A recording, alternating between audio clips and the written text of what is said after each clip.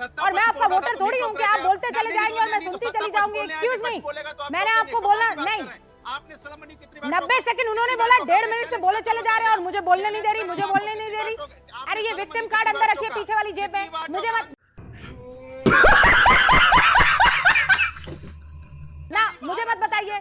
मैं बहुत जस्ट हूँ, मैं बहुत जस्ट हूँ। बोलने नहीं दे रही, बोलने नहीं दे रही, क्या बोलने नहीं दे रही? बोले चले जा रहे हैं, बोले चले जा रहे हैं। आप चाहते हैं कि पूरा आधे अरे कौन भौंक रहा है ये बदतमीज? घंटे का प्रोग्राम जो एक्सक्लूसिव कर लूं मैं समाजवादी पार्टी के राष्ट्रीय प्रवक्ता अनुराग भदौरिया के लिए। समाजवादी पार्टी राष्ट्र की बात करती है तो आपको दिक्कत होने लगती है। अरे राष्ट्र की बात करती है, मैं तो आपसे पूछने वाली थी कि अगर आपको ये लगता है कि सरकारों के नाक तले अगर इस तरीके की हिंसा हो जाती है तो सरकार को चुल्लू भर पानी में डूब मरना चाहिए, तो मुजफ्फरनगर दंगों के लिए ये दूं मैं एक गिलास पानी आपको, करेंगे हथेली अपनी आगे? मुजफ्फरनगर याद आ गया।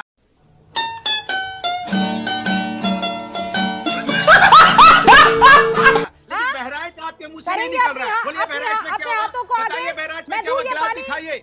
मैं गिलास नहीं, ये गिलास दीजिए। मैं कह रही हूँ हिंसा के लिए सारी सरकारें जिम्मेदार है सर, सारी सरकारें जो है वो जिम्मेदार है हिंसा के लिए अगर होती है।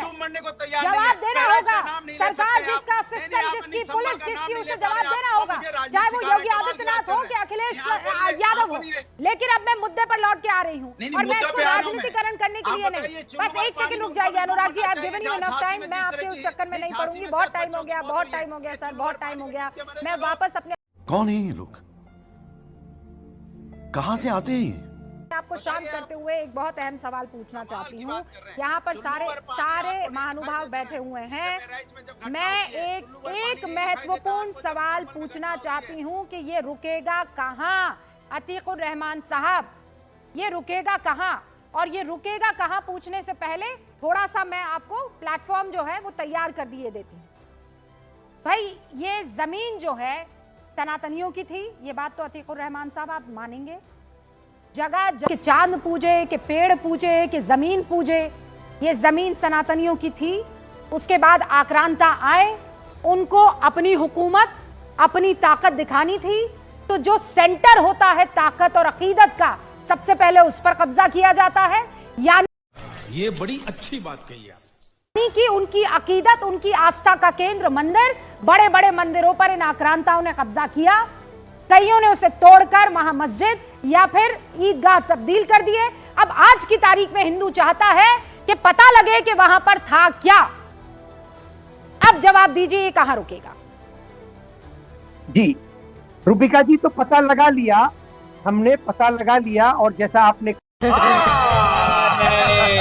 कहा कि आक्रांताओं ने, और ये हम जनरल बात कर रहे हैं, संभल या अजमेर शरीफ की बात नहीं कर रहे हैं, जनरल बात कर रहे हैं हम कि यस, तो पता लगा लिया कि यहाँ पर आक्रांताओं ने एक मंदिर को तोड़कर मस्जिद बनाई थी।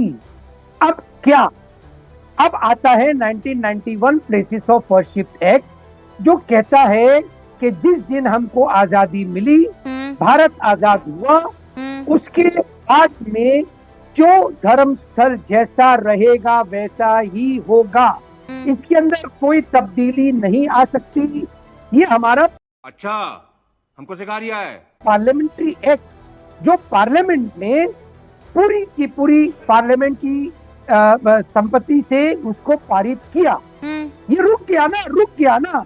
अब इसके अंदर भौजाल लाकर, उछाल लाकर, लोगों के अंदर भावनाओं को आहत करके, हिंदू और मुसलमान दोनों की भावनाएं एक ही हैं, जहाँ तक के धर्म, ये सब दोगलापन है। मैं तेरा दोगलापन उतारता हूँ। धर्म का सवाल है, धर्म स्थलों का सवाल है, मंदिर मस्जिद का सवाल है, सबकी भावनाएं एक जैसी आज होती है। रूबिका जी, ऐसा नहीं है कि मुसलमानों की भावनाएं कुछ बड़ी हैं और हिंदू भाइयों की भावनाएं कुछ छोटी हैं।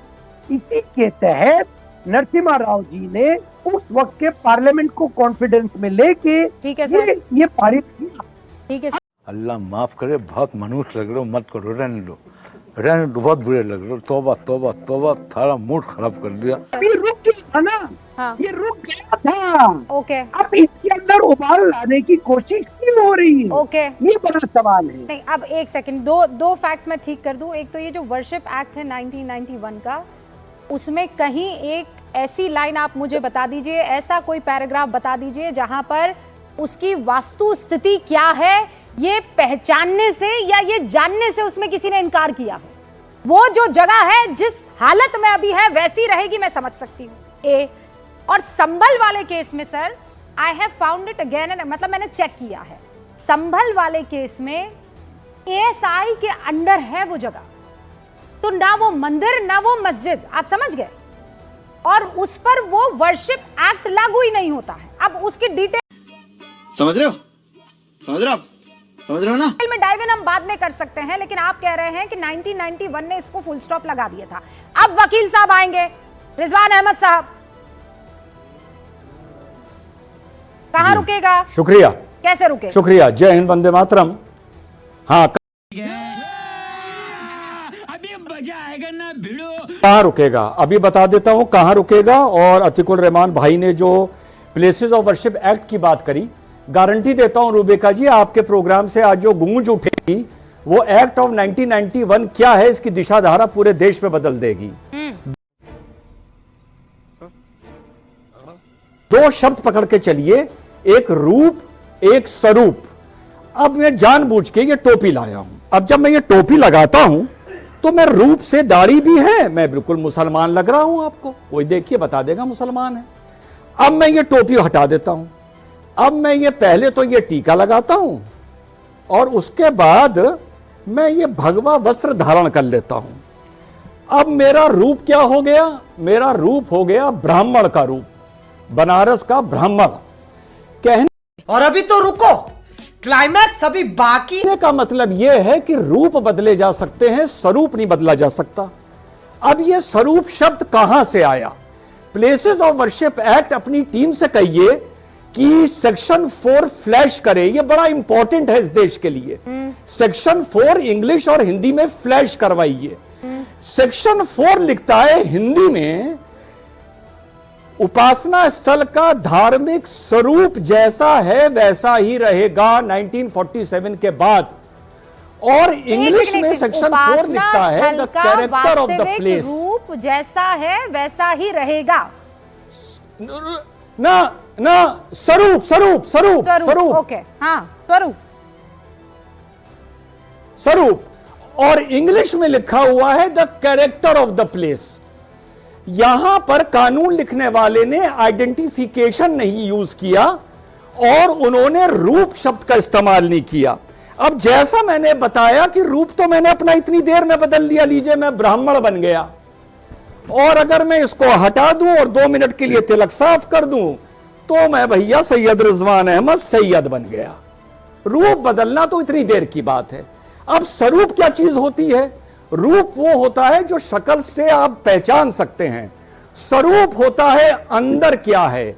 श्री राम रूप से एक मनुष्य थे लेकिन स्वरूप से एक अवतार थे। मोहम्मद, क्या बात है सर, क्या बात है सर, क्या बात, ये बात है। अरे सर क्या बात। सल्लल्लाहु अलैहि वसल्लम रूप से एक इंसान थे लेकिन स्वरूप से एक पैगंबर थे।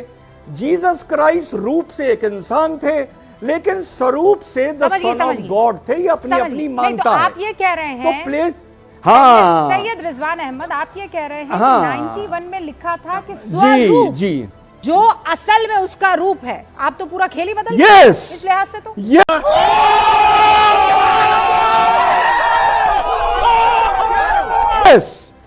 एक सेकंड रूबिका, एक सेकंड।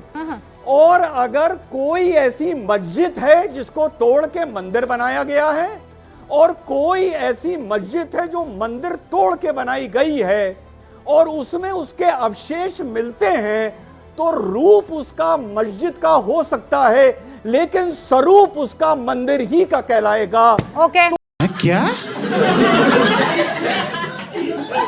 मतलब बचपन से चूतिया कटे जा रहा है? तो ये जो एक्ट है ये कह रहा है कि तुम रूप पे ना जाओ, तुम स्वरूप पे जाओ। सर्वे कर लो, अगर पता चल जाए जो स्वरूप, खत्म, bye bye, tata, goodbye, गया। रूप था वो